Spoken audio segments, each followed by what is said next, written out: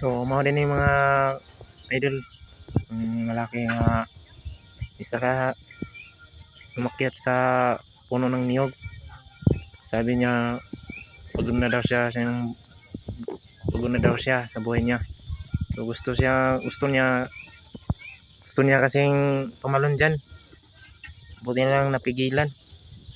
Dahil kung hindi, baka ano na yan, hindi mapigilan na tumalon na yan. May problema kasing dinadaanan yun, kaya yun,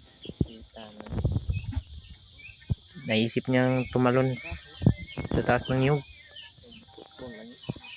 Buti na abutan, may nakakita. Sabi daw niya wala na daw siyang trabaho, tapos ano pa, may problema pa siya. Tapos ayun, umakit sa niyog, gusto niyang tumalon.